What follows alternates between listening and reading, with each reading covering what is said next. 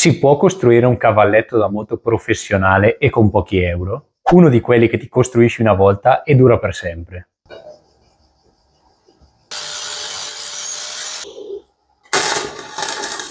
La risposta è sì, e oggi vado ad assemblare lo scheletro del mio futuro miglior amico per la manutenzione della moto. Voglio realizzarlo con tutti questi tubolari di recupero. Basta chiacchiere, inizio subito questo progetto. Per prima cosa taglierò questi due tubolari a 50 cm. Ora che ho finito di tagliare i due tubolari, gli farò la parte finale, e quella parte lì voglio che sia leggermente rialzata, di modo che si riesca a prenderlo con la mano con più facilità. Dunque ora vi insegno un trucco per tagliare a 45 gradi se non si ha la squadra. Dunque, siccome questo qua è un tubolare 3x3, misurerò 1,5 e poi farò la diagonale. Se non avete capito, ora ve lo spiego nella pratica. Segno 1,5 qui e traccio una diagonale. Per farvi capire meglio vi disegnerò delle X, dove dovrò effettuare il taglio.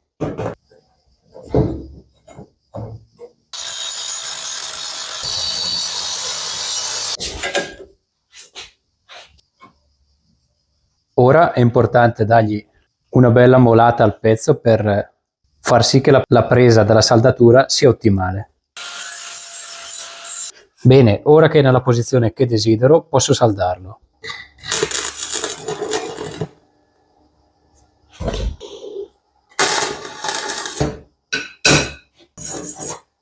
E il primo è pronto. Intanto che faccio la stessa cosa anche di là, voi andate a mettere like ed iscrivetevi. E già che hanno messo il tasto hype, perché non usarlo? Su smartphone, dove c'è la sezione commenti, basta scorrere e apparirà la nuova funzione di YouTube. Provate a utilizzarla. È come un mi piace, ma aiuta molto di più i piccoli canali come il mio. Sono appena andato a misurare la mia moto. Da forcellone destro a sinistro ho 30 cm. La larghezza che terrò per il mio cavalletto sarà almeno di 45 cm. Sinceramente non so se tutte le moto hanno quella distanza lì, ma se dovessi cambiarla, almeno il cavalletto voglio che si adatti comunque. Taglio subito il pezzo che manca, così potrò mettere assieme la struttura che ho costruito finora. Il taglio lo farò a 48, voglio essere un po' più largo.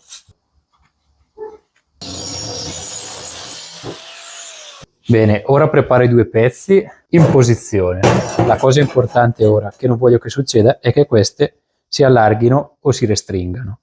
Dunque, siccome non voglio sprecare un pezzo, tagliarglielo, saldarglielo per poi toglierlo, terrò qua il metro, così da stare attento alla misura che voglio che resti.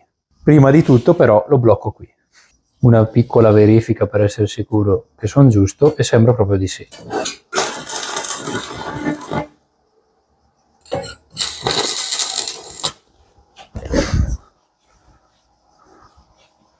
Per il momento glielo saldo all'esterno, poi difatti non lo salderò tutto, ma lo punterò e basta. Poi con l'avanzare del lavoro vedrò se è il caso di saldarglielo qui davanti anziché qua. Dunque faccio una misura per mantenere la stessa larghezza anche in fondo. Qui ho 48 e in fondo è 48,5. Ora arriva la parte un pochino più difficile, ovvero devo calcolare che il forzellone della mia moto, a moto dritta, è 25 cm da terra.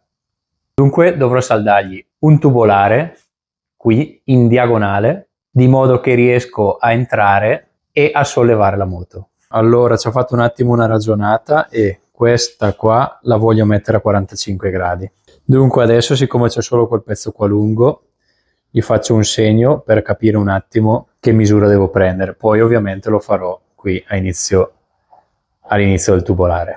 Ma per prima cosa mi appresto a fare il taglio a 45 e poi vedremo tutto il resto. Dunque ora, aiutandomi con un pezzo di legno, basterà seguire il tubolare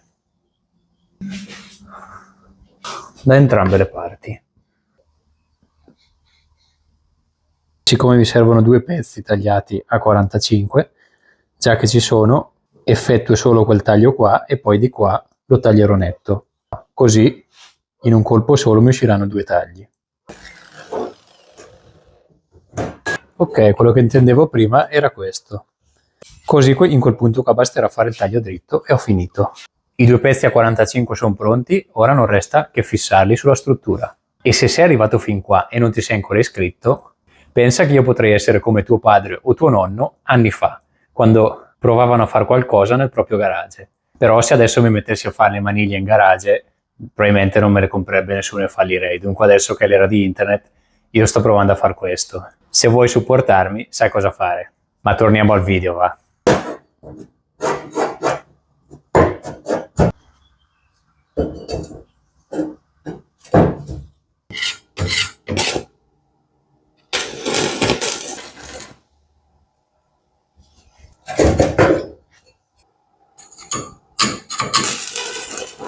Questo è come si presenta fino adesso, ma la parte più difficile e interessante arriva adesso. Come creo il meccanismo di sollevamento? Come lo rendo sicuro al 100% e soprattutto funzionerà? Questo lo scoprirete nel prossimo episodio, dove finirò di assemblarlo, lo vernicerò e finalmente potrò provare a sollevare la moto. Iscrivetevi per non perderlo. Alla prossima puntata!